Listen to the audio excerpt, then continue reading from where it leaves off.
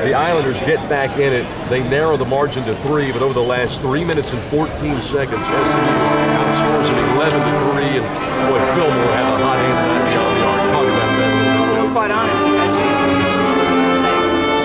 She saved us. They hit a little bit of a drought. And, to be honest, our kids tightened up. They made a run, and they hit some nice threes, and they got a couple open looks. We didn't defend the three ball well in the second half.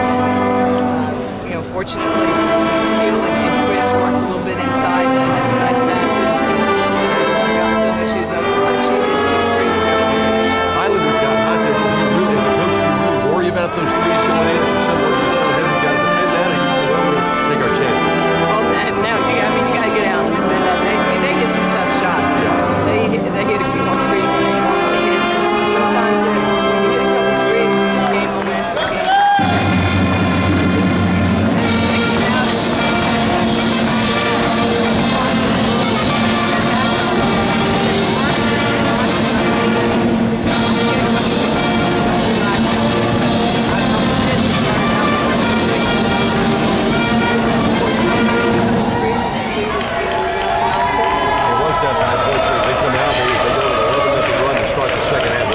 The first 11 points of the second half. What are you thinking at that point? I'm thinking we're in trouble.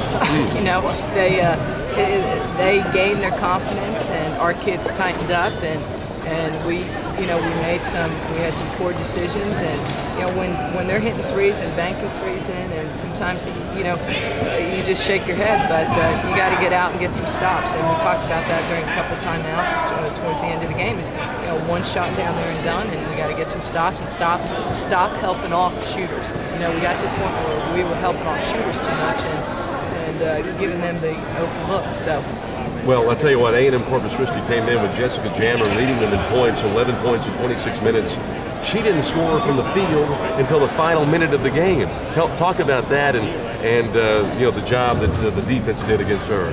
Well, we did a good job against her. She's a really nice player, but what happens is good teams, they find a way that somebody else takes over, and she didn't have to. Their post player did a good job inside.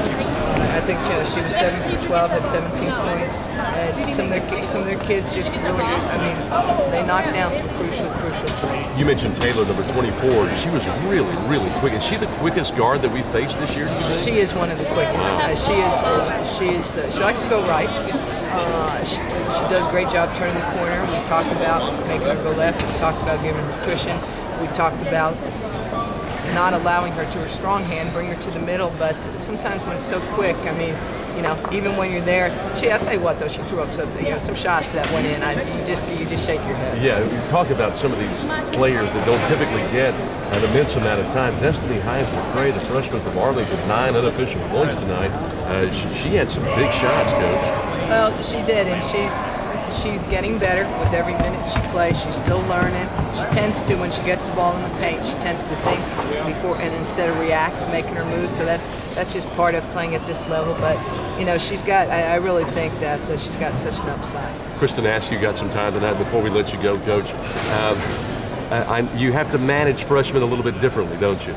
Well, yes, absolutely. They are a challenge, and Kristen had forgotten a few assignments out there, so we had to have a few talks. But she'll get it. When she comes out and sits and realizes that she's sitting because she had some missed assignments, then she'll figure it out. John Wooden talked a few times about a coach leading with the pom-pom rather than with the whip.